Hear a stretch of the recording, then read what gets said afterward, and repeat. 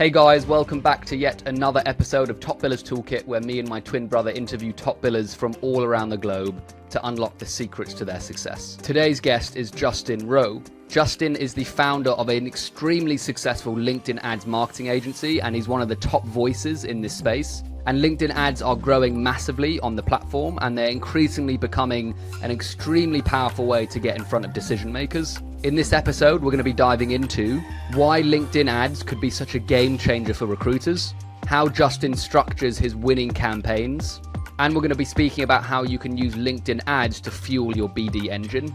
Me and Ben loved this episode. LinkedIn ads is something we are going to be going hard on in the next 6 months to a year, guys. So I hope you enjoy this episode as much as we did. As usual, grab a cuppa or a glass of wine, depending on when you're listening to this. And let's get into it, shall we? Justin, I am so excited about this episode, mate. I've been following you for so long. I'm so happy to finally have you on. How are you doing? Doing pretty good. I've followed you guys as well on LinkedIn over the years, so excited to be on here. Happy to talk. Awesome. This is so good because I think the reason I wanted to reach out to you initially, Justin, is because one, you're an absolute legend, so I'm just going to put that out there. But two, you're probably one of the only guys that I know who has mastered LinkedIn ads, and I keep thinking to myself, there's such an untapped market for recruiters using LinkedIn ads. I mean, everyone's talking about DMs, emails, but recruiters spend their lives on LinkedIn, and I feel like people should be thinking about the ecosystem of LinkedIn, and ads is such a big part of that.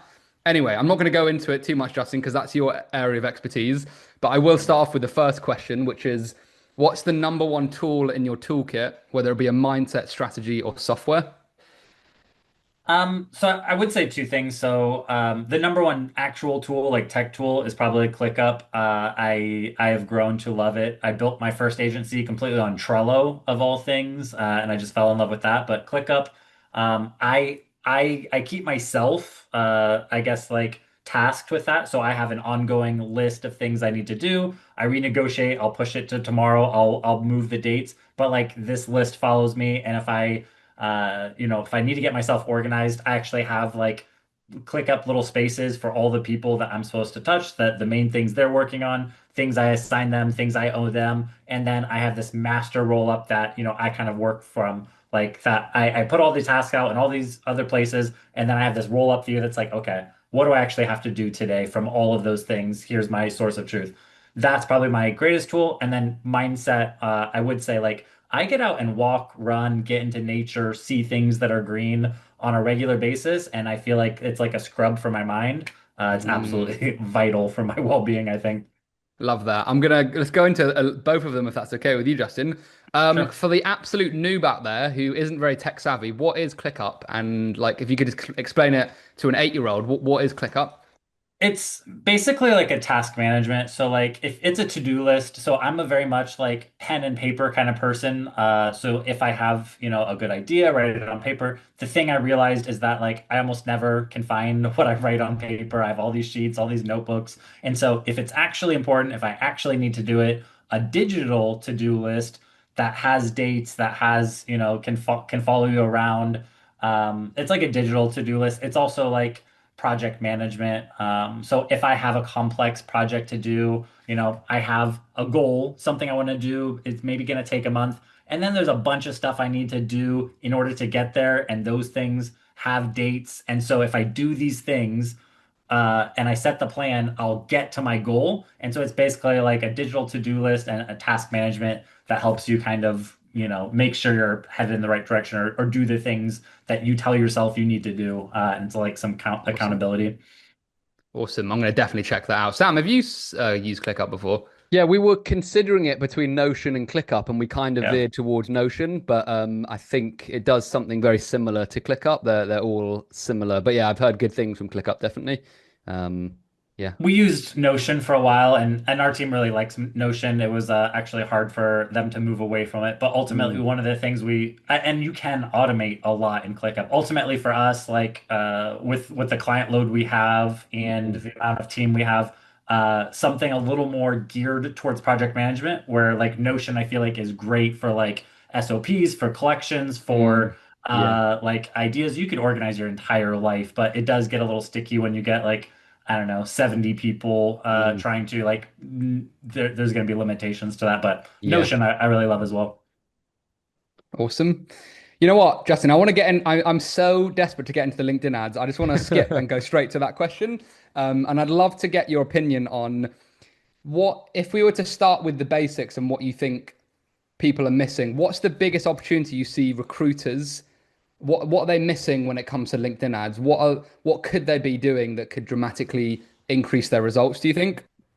So one of the things that I know to be true about like recruiters and recruitment agencies is that they tend to be active on LinkedIn. They do understand the power of LinkedIn, how easy it is to find the right people, and they understand the power of organic. I think the big piece that I don't see enough latching onto is that LinkedIn ads is not some other thing. It's not like, okay, I understand LinkedIn, organic is great, and someday I'll try to figure out LinkedIn ads. Like literally, you could just use LinkedIn ads to amplify what you're already doing. You have content that's already resonating with your target audience that's producing results. If you could use some paid ad spend to just guarantee distribution to your target audience versus organic, it can hit like, you can't so intentionally build your audience that you can ensure like 100% of your message is only going to ICP fit. Like you kind of grow your audience and who knows, maybe like 40% is like super ICP and that's like a good number. But when you move over to paid ads, you can make sure that your top 10, 15, 20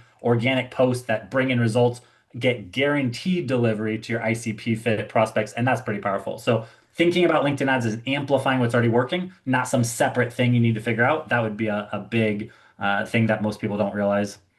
Mm, I love that. Sam, I'm not gonna let you speak. So, did you have a question No, no, from go that? ahead. Go ahead. Yeah. No, I was gonna, when you framed it like that for me, Justin, I it really simplified it for me because I have to admit I've always been a bit scared of ads.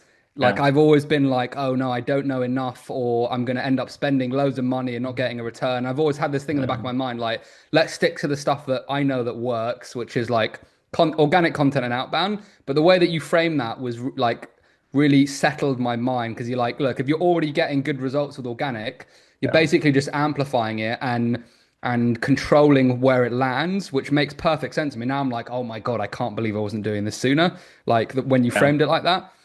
Um, Um, oh, sorry, Ben, go were you ahead, following up Sam. with a No, no, go question? ahead. No, No, no, I was go just ahead. curious, Justin, just jumping into just a bit more detail. Am I right in saying that before you jump into ads, you should be testing an organic process first? And then my follow-up question to that is, which post do you then feed into ads? Like, how do you know if you have a client that has 100 organic posts that have done really well, which one are you then going to put on ads and why?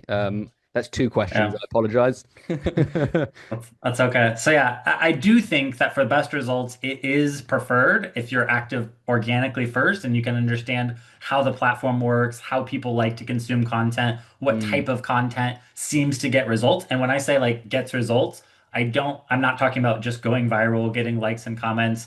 I'm talking about like when you make a post, you get the desired results, like the people you're trying to engage with or prospects or agencies or potential clients are actually engaging in your post or mm, even better DMing you mm. those posts. And like if you've been active for 6 9 months, like you at least have 3 or 4 or 5 posts that maybe you're already starting to like recycle them because you're like, I know this works, and if I post this and I get like decent engagement and the LinkedIn gods smile on me, like I'll get a couple of like good leads from this post. Those are the ones that you want to like turn into evergreen. And the best part is like if it's like a post that already has like 50 likes and 15 comments, like you're not starting from scratch. You literally sponsor that post. And Oh, so when you wow. make it into an ad, it has 50 likes and 15 comments, and then it grows from there because now it's getting exposed. And so in 3 months, that post now has 75 likes and 47 comments, and it's actually more powerful than when you started it.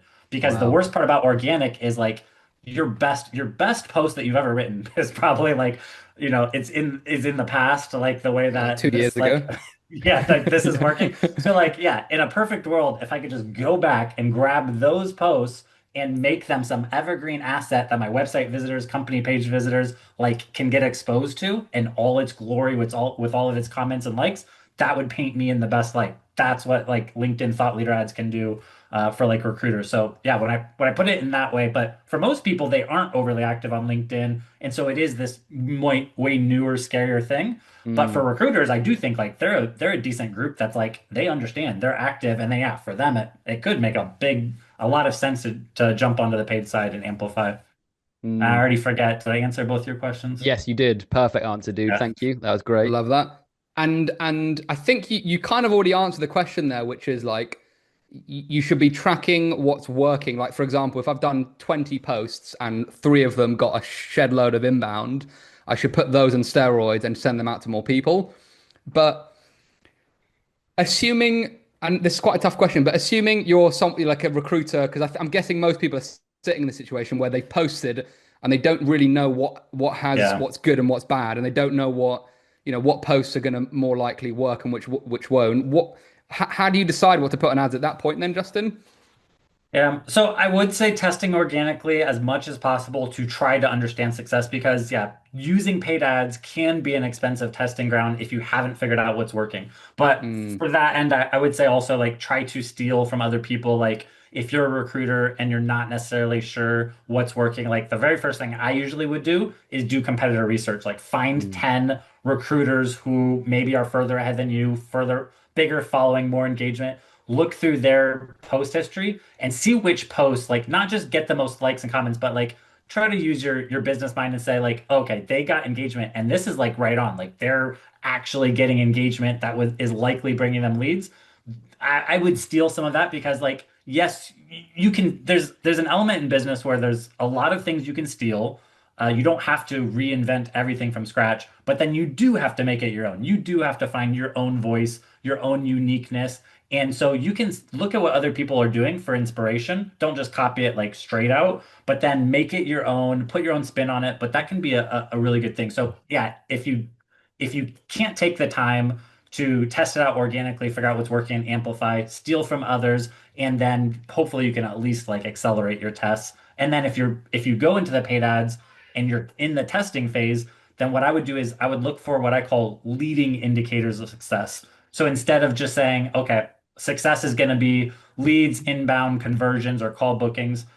Before I get to that, I'm going to start seeing some leading indicators, high click-through rate on certain posts, higher engagement rate, higher like amount of comments. It'll even tell you on the thought leader side how many people viewed your ad or post and then went to your company page or clicked the link within your post. So oh those could be wow, really good leading indicators that, hey, this interesting. post is doing better than the other ones, and maybe I start killing those other ones early and funneling more budget into the higher performing ones. The other thing I love about ads, which is kind of, I'm scared of ads, but I also love them. I love the idea of them. I love the idea of me Yeah, being like amazingly at ads and like controlling where all my content goes. But I feel like the thing that's super powerful once we get to someone like your level, Justin, is the data. Like the amount of data you can manipulate and read now is insane.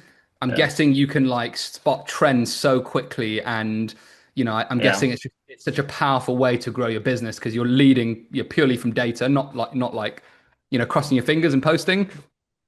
Yeah, I would definitely say that's a big part of it because yeah, I initially built my first agency almost majority on organic, and then it was towards that point that I started like really leaning into the ad side and trying Mm, to scale my time. And one of the big things I realized is that yeah, on the organic side, you're kind of starved for insights. Like you don't really have a good picture of like the exact demographics of your network or the exact demographics engaging with your ads or the exposure you're getting. But when you move over to the paid ad side, like there's these crazy like insights you get. Like I can see the exact breakdown and engagement by industry, the amount of conversions or leads I get by industry, by company size, by mm, geography. And so I start to have a way better view or insights into which pocket I actually get more traction with because a lot of times like I might think that I do really good with marketing agencies and software companies. And then like the data starts to tell me, hey, IT consulting companies freaking love yeah, you. Who would have thought? interesting. And I'm like, I know nothing about them. I need to dial in. Oh, I guess they're kind of like business services and this is why they're attracted to me. And like, yeah, so it was very eye-opening once that the paid ad side really exposes you to more data and analytics, which is really nice. Is that what Awesome. happened to you, Justin? It kind of opened you up to different sectors that you didn't realize when you went into ads? Yeah, I was going after initially. So, I mean, it went through a lot of evolutions. Initially, I was going after a lot of coaches, consultants, small marketing agencies, and then I guess yeah, as we started to evolve, our customer base and who we're attracting started to evolve, and it was really the paid ad side that gave me insight. And then it was very, very clear in the data that we had four or five very defined segments. We had Wow. like marketing agencies, IT consulting, software companies, financial service, and Mm, I don't know, like other business services probably lumped together. And then everything else was like minuscule. It was like 80 or 90% of all of our top leads, booked calls, and clients were like squarely in those. And then even more, I started to realize that the 1 to 10 audience size started to be not the greatest leads for us. The 11 to 50, more the 50 to 200 started to be where we actually had the most appeal and the most traction and the fastest sales cycle. And so yeah, using those insights, then it's like yeah, on the organic side, I get a hodgepodge and I'm fine with that. I get small, big, medium, but then with the paid ad side, I narrowed the scope to where we have the most impact. Size 50 to mm, 200, these 3 or 4 industries, these position titles or seniorities and functions within those. And yeah, the results were ability to kind of amplify and scale the success I already built organically. mm. Awesome. One thing that came to mind, Justin, a lot of our audience are super big on outbound. We help a lot of recruiters with content and building their organic brand, but they are born and bred in the Yeah. outbound realm, a lot of them. So I'm curious, from your perspective, how can we tie in paid ads and outbound? Have you seen any strategies that have been working well? And if so, what are they, if you don't mind me asking?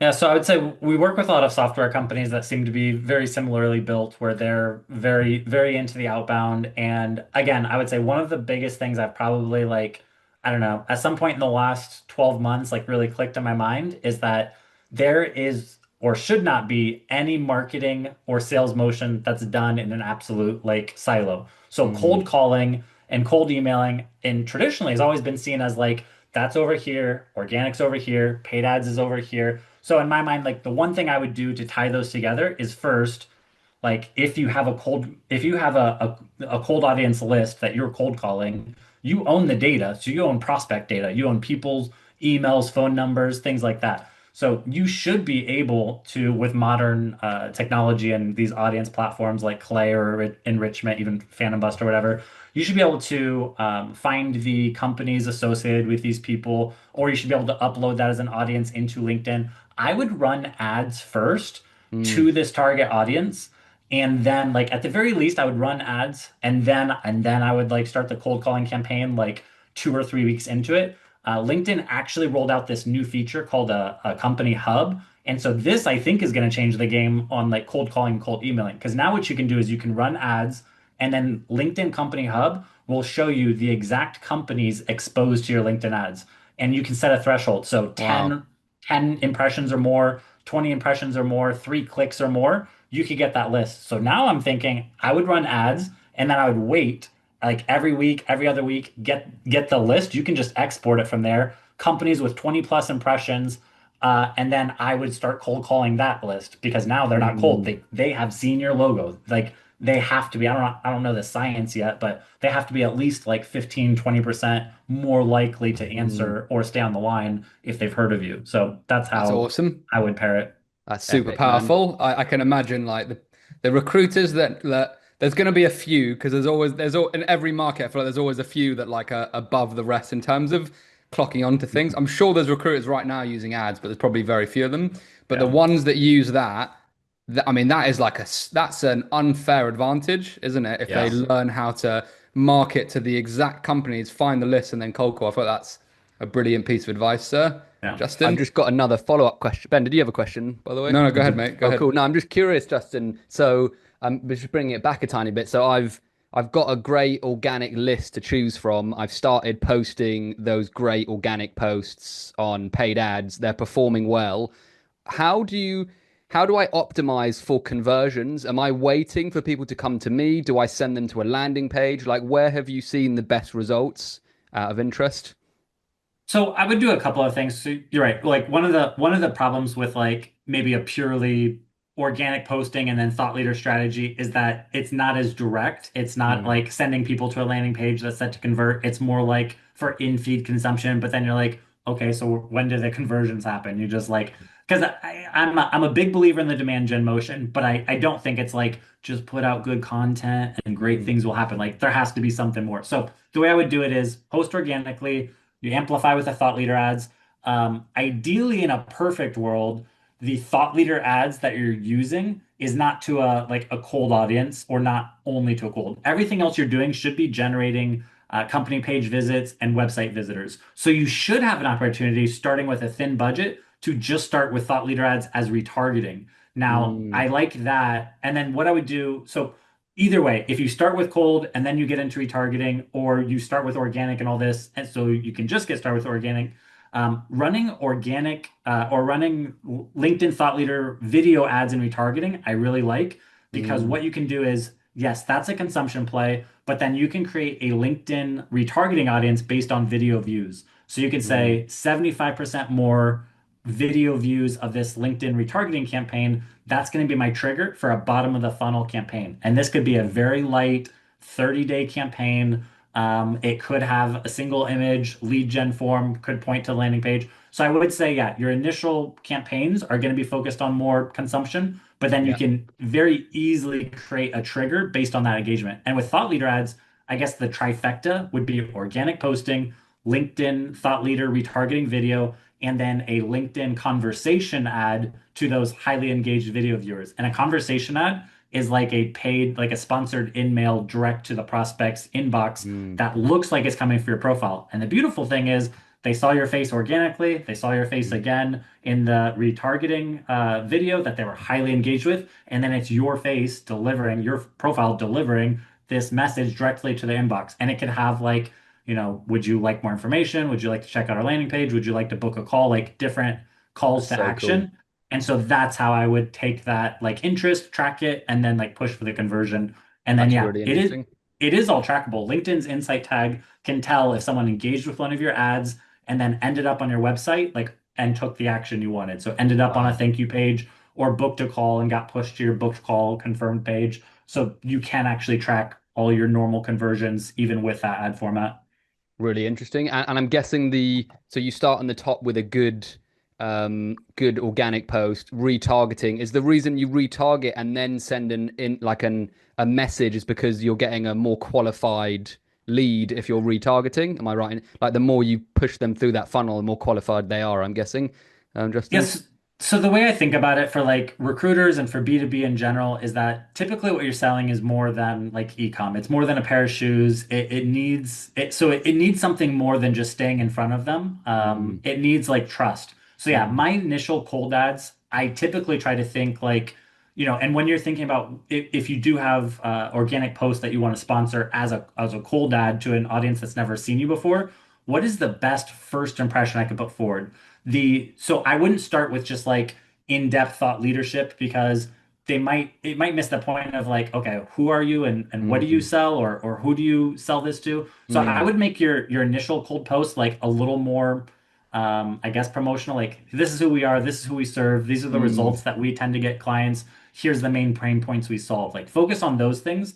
And then in retargeting, I switch to like the big threshold you need to cross is trust. So like Mm. they haven't booked a call with you not because like, well, if the timing's not right, anything you put in front of them is gonna help keep your name and face in front of them. But the real reason is they don't trust you enough. They don't know what you represent. They don't know why you're different. They don't feel that you're the expert in your space. So I like to do videos that are more thought leadership, how to, instructional, educational, whatever. So yeah, I'd use those retargeting videos to kind of warm them up more and increase Cool. trust.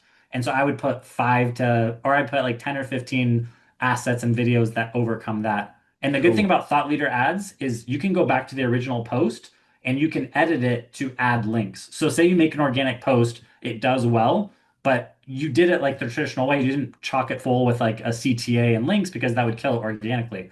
But if you come back a week after you posted that, you don't care about the organic reach anymore. You can go edit that post, put a strong call to action at the bottom, put a Wow. link to your website, demo, book a call, all those That's links, awesome. add an extra comment with some links and resources, and then go and sponsor it. That's a real trick that That's actually crazy, works. man. Yeah, That's really cool. Thanks for that, Justin. That's epic, mate. That's no really problem. cool. What the thing that I've this is kind of more of a selfish question for me, Justin.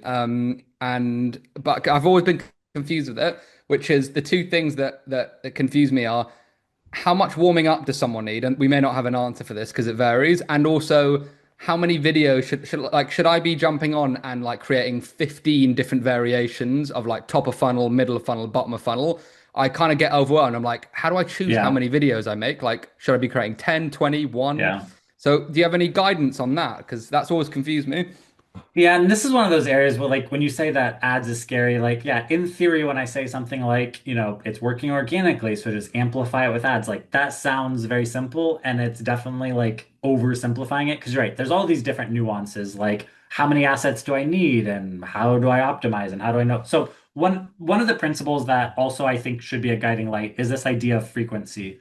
And frequency on LinkedIn is the average number of ads in a campaign that the prospect sees in a given time. And for most of these campaigns, the time frame you care about is either 30 days or 90 days if it's like retargeting. And so in a 90-day retargeting campaign, I would go to 90-day frequency. And what is that? Like I'm shooting usually for like 15. I want the average prospect in my campaign to see about 15 ads over the course of 3 months, Mm, or to get those placements. And so there's only two things you have, levers you have to control frequency. There's the audience size and the budget. So if you have a really small audience size, you only need a tiny budget to get a really good frequency. If you have a really big audience size but a small budget, your frequency is going to be really small and you're not going to get the proper saturation. So, and then once you have that dialed in, and if you have a really big audience and your budget is finite, then what you have to do is chop down your audience into smaller segments that are higher quality that you can saturate properly. And then as you get more budget, you can walk that up. So then the answer to your question then is once you understand the frequency and say, okay, I have a 90-day retargeting ad. I'm shooting for a frequency of about 15. I need about 15 good assets in here. The number of ads you need matches the frequency. Now on a cold campaign, and you're targeting an audience of 150,000 people, even with a decent budget, your frequency might be like is going to be less than 3. So you might start with 5 or 10 good assets, but the goal on that one will be to figure out what the top performing assets are and probably reduce it down to like 3 or 4 assets. Whereas in retargeting, having 15 or 20 videos in that campaign might make perfect sense because of that frequency that you're going for. So yeah, that's really not super, super simple, but that would be the guiding principle I would use. Thank you. That actually does clear it up for me massively. And should you be creating more assets the further you get down the funnel, Justin? Is it like, does that make sense? Should you be creating more as you get more Yeah. detailed, or what's your feeling on that? So I would say I would think about it as like kind of like a messy ecosystem. So once they've had a warm touch, they visited your website, they visited your company page, they're in this 90-day retargeting. You have your initial video campaign, I'm assuming is going to be like your first go-to. And then yeah, it's like you could just like, if all you want to do is video, you could just like continue to like increase the budget and put more stuff in there and show them more things. Or you could like, every 90 days, you could be like dropping a bunch of those and putting fresh stuff up to curate their journey. What I've typically done, I don't do a lot of like refreshes. What I typically do is I try to create a mix and then I'm just like upgrading like the poorest performing with better stuff. So I might have the video and I think about just having different formats. I have a video campaign. If I want to continue to grow that audience out and get different stuff in front of them, I might then do a single image campaign. I might add in text ads, spotlight ads, follower ads,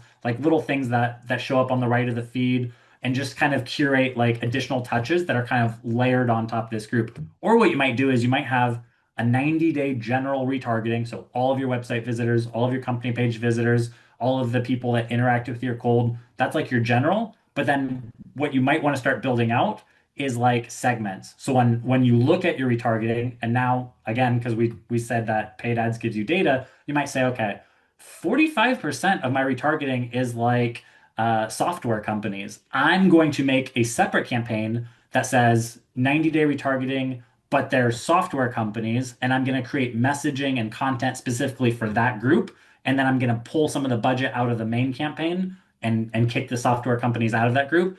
And I'm going to have a segmented campaign specifically for that audience. And then you might build out these little pockets. And what you'll find is like those little pockets like don't need much budget, but they're going to be more efficient because you're curating the message more. So initially starting off with broad, but then as you build it out, you're either layering on more for that group or finding little pockets to maybe like take better care of, give a dedicated budget, and curate like more specific content and messaging for them. Got it. That's really helpful. Mhm.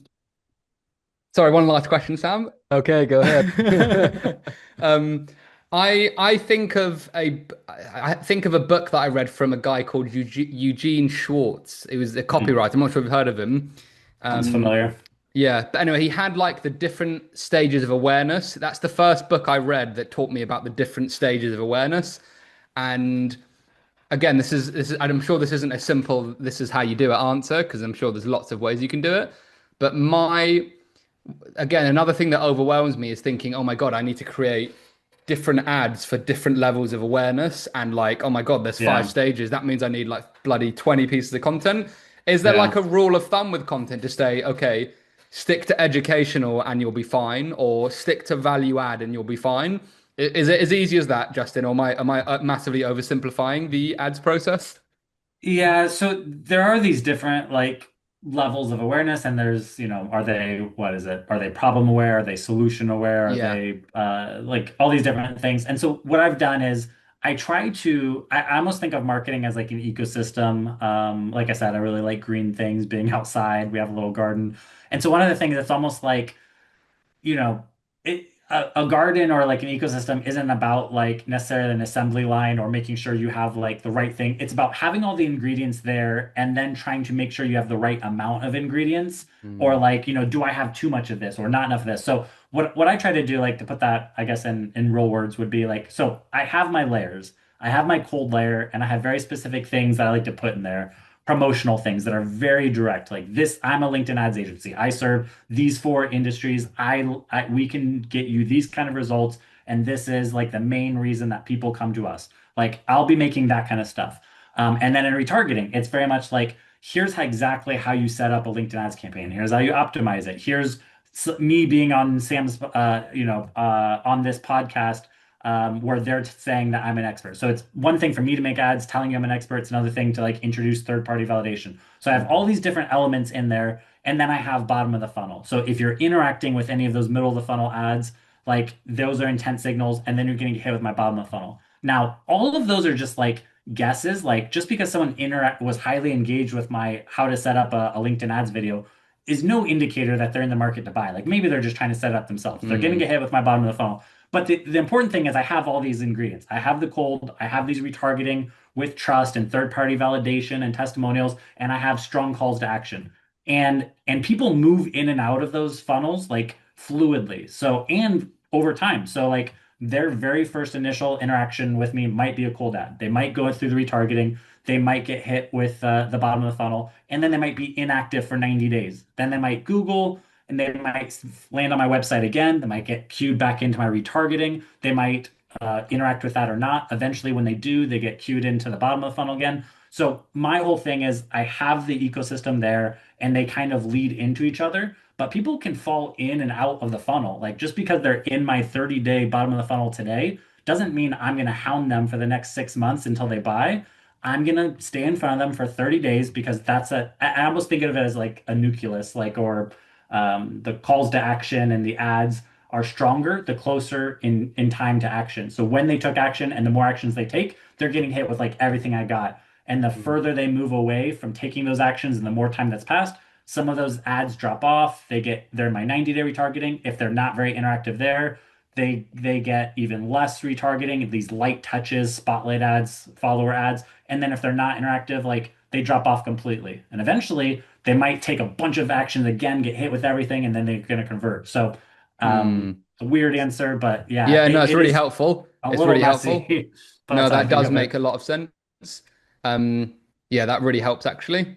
Yeah. And it does kind of make me think as well. It is kind of like it's a fluid process that requires observation and testing, and it's not like, oh, this is the only way to do it. But the way that you described it really helped. Sam, did you have a question? Because I've got like another five in the back of I my did, mind for yeah. I'm Justin. just curious because one thing that absolutely changed mine and Ben's sales process over the last year, Justin, was refining our offer. So Mm. now our offer is we offer recruiters two free posts, and then those two free posts they come and work with us for 2 weeks for free. Basically, we write them two free posts, and those posts typically go viral or get like insane impressions.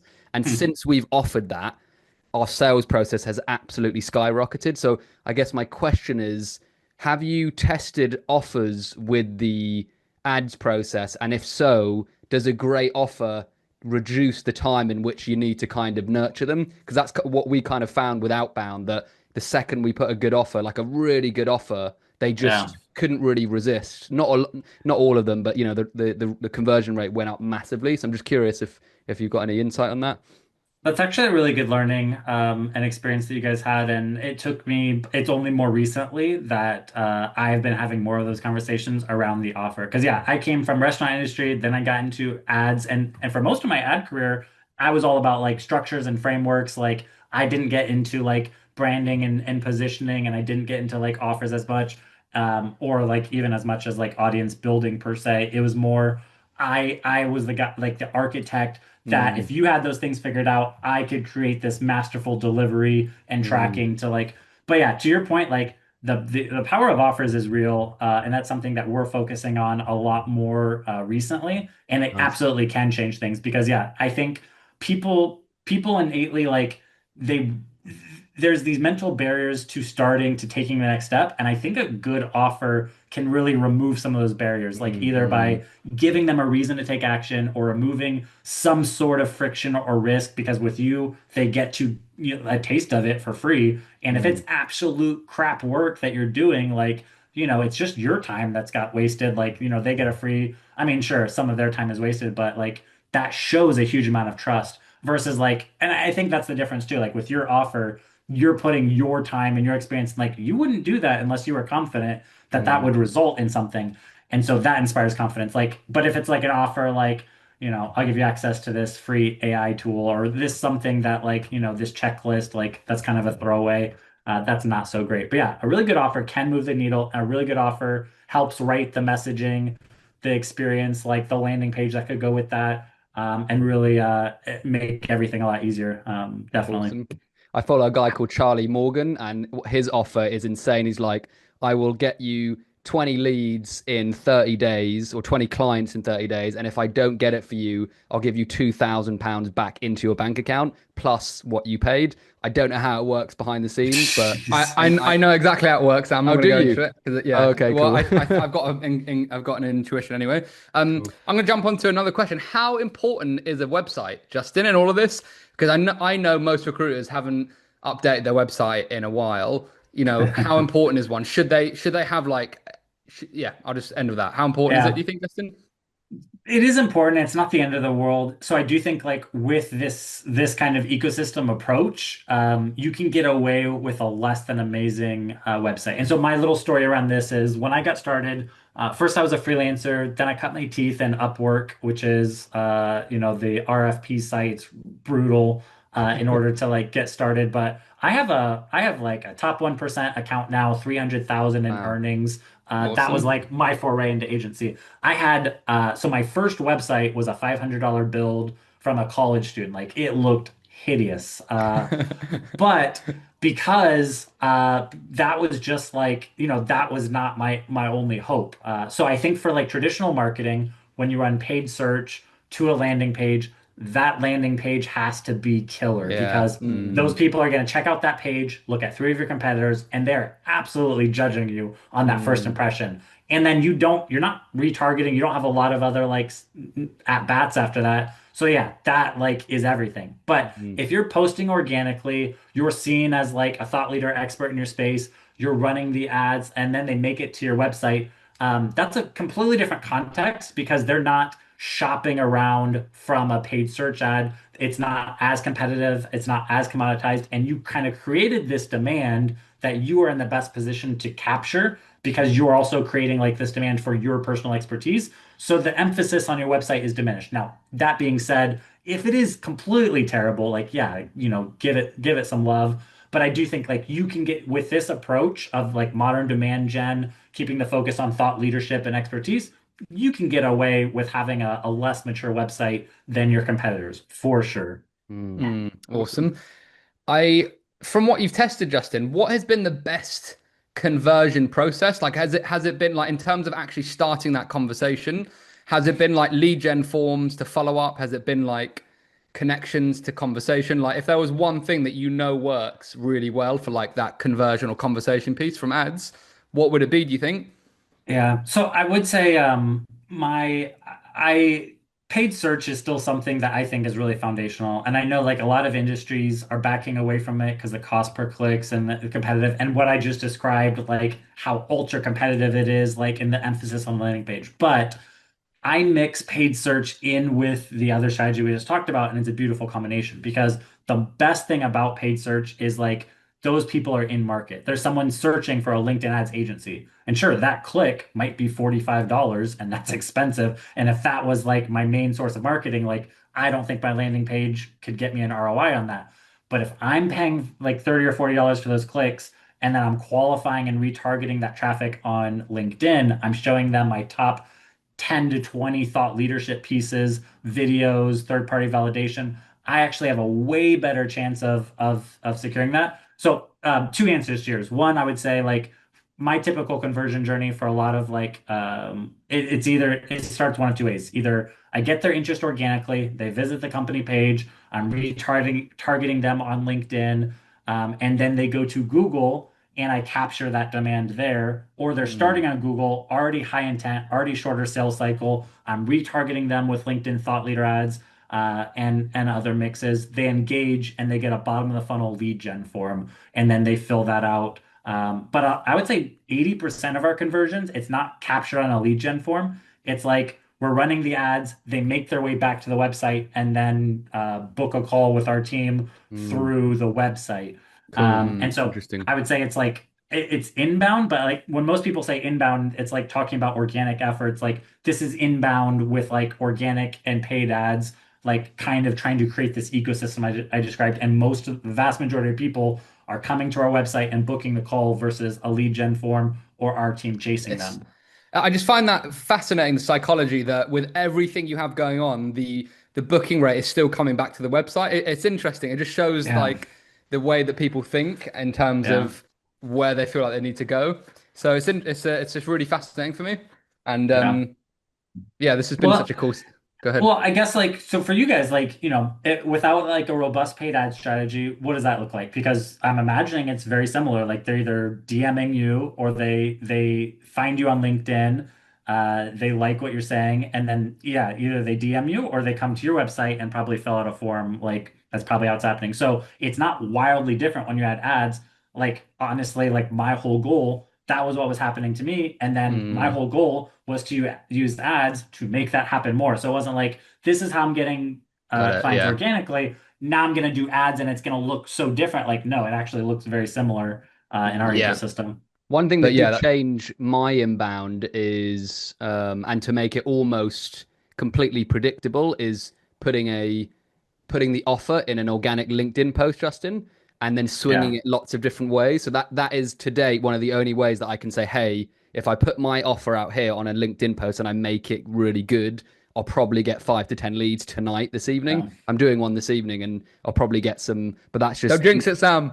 Yeah, Yeah. no, I'm joking. but I'm just interested what happens when we then take that offer and then put it on paid ads, like an offer that's already been tested, put that on paid Yeah. ads. What would that look like and be like? That would be really fascinating.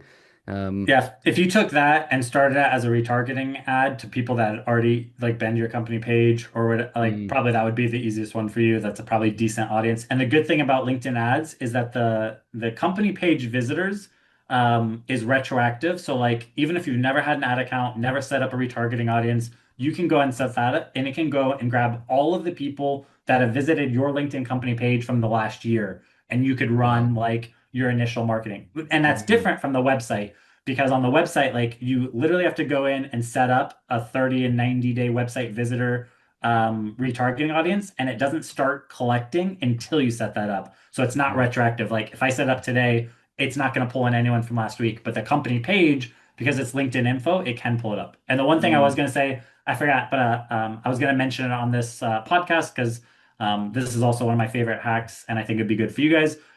So if you're running organic, even if you don't run the thought leader ads, one of the things I think would be really good for the recruiters and for you guys would be this hack. So if you have Sales Navigator, which again, I feel like a lot of your crowd does, or they, I guess they have a recruiter, but it's similar. Yeah, On both. Sales Navigator, there's this filter that says recent profile viewers. So Mm. you can make a Sales Nav filter that says recent profile viewers, and then put second and third connections. So these are people that viewed your profile that you're not connected to, and then layer in your ICP criteria, company size, industries, position titles, whatever. Then you have a dynamic list of like ideal clients who are not connected to you, who have recently visited your profile.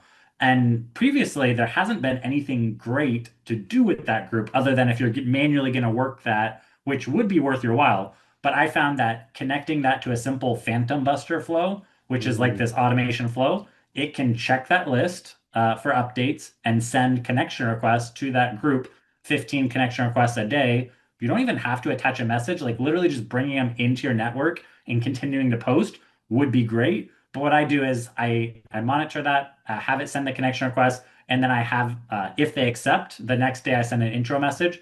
No sales pitch. It's just like, hey, great to be connected. Here's a link to my top resource. People tend to ask for this. And if you have any questions, I'm here for you. Just let me know and I'll answer. And that's it. I Mm. leave them alone. I don't pester them. My whole goal is to intentionally grow my network with people that might bring opportunity and then to nurture them with my organic content. So I use that as kind of like a way to help intentionally grow that consistently. Mm. Love that, man. What a Yeah. great tip. Thanks for that, It, Justin. Yeah. when you showed that to me, Justin, I was like, oh my God, that is insane. I'm guessing some people might not be able to visualize it in the way that I did it when you showed me physically, Yeah. Justin, but it's very useful. Justin, I feel like we've peppered you with questions. So I'd like to maybe let you lead a little bit more in terms of, is there anything that you would like to talk about that we haven't asked you about that you feel either passionate about or you think would be valuable to the audience? Yeah, I have this kind of way of thinking about LinkedIn that I feel is very beneficial for people. So I try to remember to say it on podcasts like this. And it's called the like the pawns theory, I guess. So on LinkedIn, one of the things like because I'm sure you have people of like you're getting started with people that maybe are hesitant to post or maybe they haven't like gone through that like effort yet. And it's very intimidating, like because LinkedIn is this huge, massive place, and I'm this small person, like and there's all these other recruiters who have smarter and more things to say than me and have bigger followings. What am I going to do? Say the same stuff as them? Or, it's like very intimidating. So one of the things that I latched on to really early was this, like, you are not competing on all of LinkedIn. You're not competing with all the other recruiters. In fact, if you intentionally grow your network with prospects, the people you're connected to are not connected to the same people as you. They don't see the same feed. They're not connected to all the big influencers that are making you feel inferior. In fact, if you intentionally send 10 connection requests a day, intentionally grow your network, you are going to be the loudest person on their feeds if you even post Mm. once or twice a week. So you're Mm. getting insecure because of how your feed looks, but take yourself out of your perspective. You don't have to dominate the whole ocean of LinkedIn. You have to dominate your small pond, which is your connections. And that's Mm. actually not that hard to do because most of your connections have less than 500 connections and most of them are not active. You will probably be the most visible expert in your space to those that you're connected to if you intentionally grow your network. You can't just like let it happen. And I Mm. learned this. My first foray into LinkedIn was just as a job seeker. I was a restaurant operator looking for opportunity. And so I sent 15, 20 connection requests a day to HR managers, district managers, company owners. And I started posting about my journey on LinkedIn. And weirdly enough, I became a very visible restaurant operator in my city. Mm.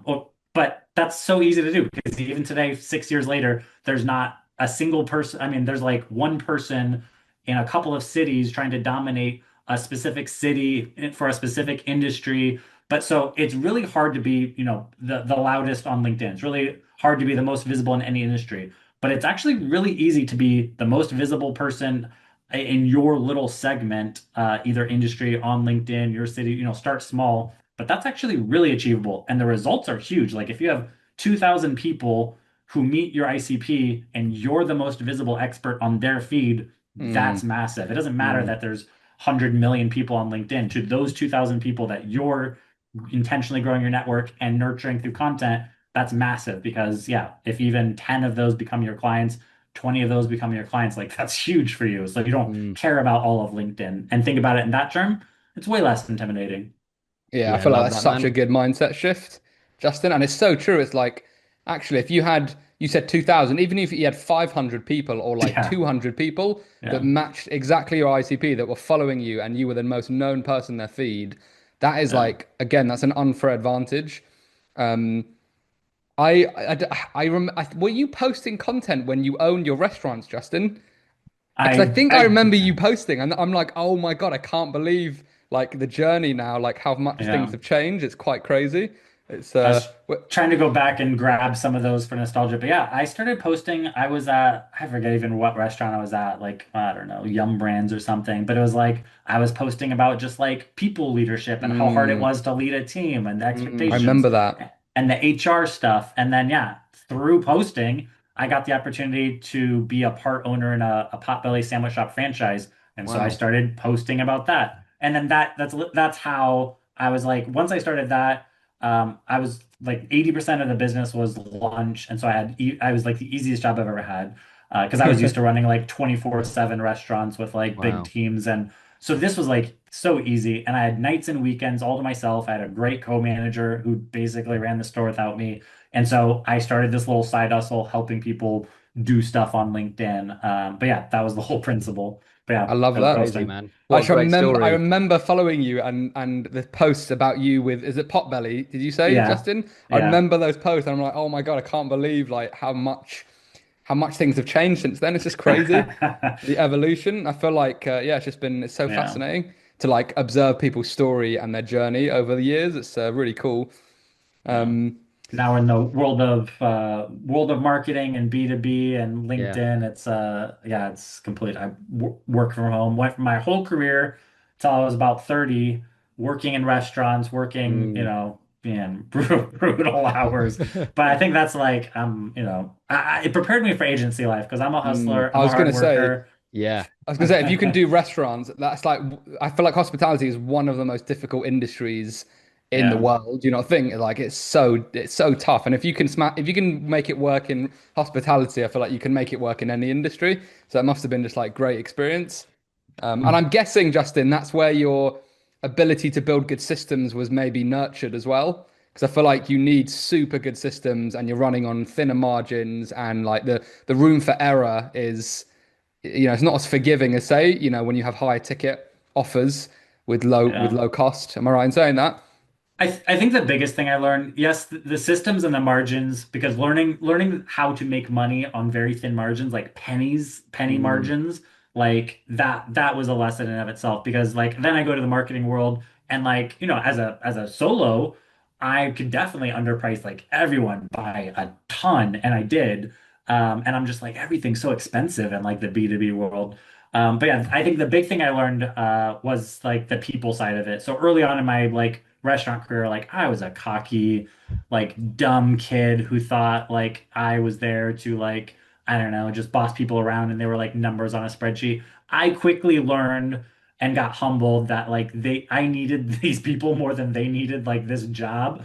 I mm, went through so many people, which made Wow. me overworking. I was working like tons of like 16-hour days. It was so crazy until I finally was like humbled enough to be like, I will make this a great place to work for other people so that I mm, can have like what I need. And then mm. shockingly, or not shockingly to anyone who like is good at people management, which I wasn't, like, yeah, that was the recipe for success. Like caring Wow. about the people, making it flexible and good for them. Like then I started achieving my goals as a manager because Mm. I could actually keep people that were happy and showed up to work and did the stuff they were told. It was crazy. That's really That's really interesting, man. interesting. What a great lesson and a great story again. Yeah, I try. Awesome. Justin, I feel like this has been such a good episode, and We say that often, but this has seriously been for a couple of reasons. We've never had a LinkedIn ad expert on the podcast, and you've given us a ton of value. I feel like it's super nostalgic because we've known each other for so long, and I think this is probably one of the most in-depth conversations we've ever had. And I just feel like this is a massive opportunity for recruiters.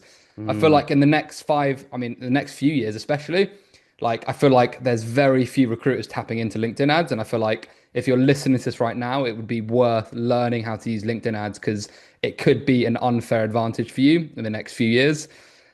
Justin, thank you so much for coming, mate. I really appreciate it. I've loved every minute of this, and yeah, just thank you so much for your time. Thank you guys. This is actually really good too. I haven't laughed this much on a podcast in a while, so this was definitely, I think your viewers will like this. It felt fun. Hey guys, thanks for tuning in to this episode. If you enjoyed it, please don't forget to subscribe on YouTube and Spotify. Tune in for another episode next week, and we look forward to seeing you again very soon. Peace and love.